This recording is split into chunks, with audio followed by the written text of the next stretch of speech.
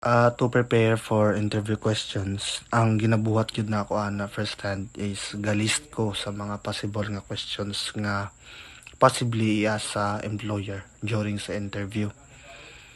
Then after ana, magpa-mock interview ko. Bali gapatabang ko na yung mga tana sa kuha sa katong questions nga gilist down ako nga possibly i-ask sa employer sa kuha. Now ang cover sa questions nga gilist down ako is about sa company.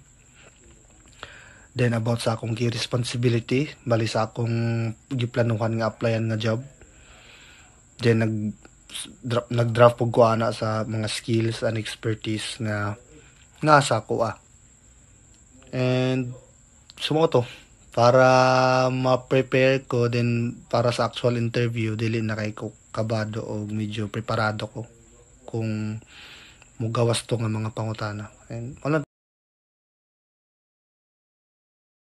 ang pinakalisod na pangutana na nagyan ako during sa akong interview. Daghan man sila gavari man pero kung pinakalisod siguro kung kanang mag-ask sa imo about behavior nimo. Example nga specific gyud nga nagyan ako is pag mag-ask siya sa akong based sa akong profession ha. Kay kuan pag mangutana siya nga kung unsay pinakalisod nga situation nga nagian ako sa site og kung giunsa na ako og handle to. Sa pagtubag na ako ato nga pangutana, gitubag na ako siya through comparing it sa akong past experience kay gatuo man ko nga tinuod man gyud nga experience is the best teacher. So mo to, nag-cite ko sa akong past nga experience about ato nga situation para mas ma-manifest ang akong problem solving abilities o decision making mo to.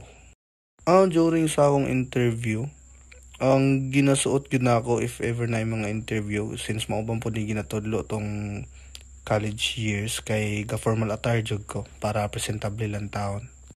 Sa pag-overcome sa fears, honestly even now sa ako ang part na mangyapoy kay fears, di magid mawala yun sa tao ang fears gyud. Pero best advice nga nabatian ako about ani is exposure gyud, gradual nga exposure gyud sa fears gyud nimo gyud kay di man nimo overcome ang imong fear if wala kay sakto nga exposure gyud ana. And then sa exposure, during sa exposure, ang ginabuhat nako jud is first relaxation technique gid ko. Bali sa ako nga part ga breathing jud ko para mas makalma ko ana nga situation. Sunod kay ga-visualize jud kog mga positive thoughts lang, wala jud negative thoughts and anything nga makapadisturbo sa ako to. Then next kay kuan, gina-remind na ako ang akong self sa akong mga past achievements.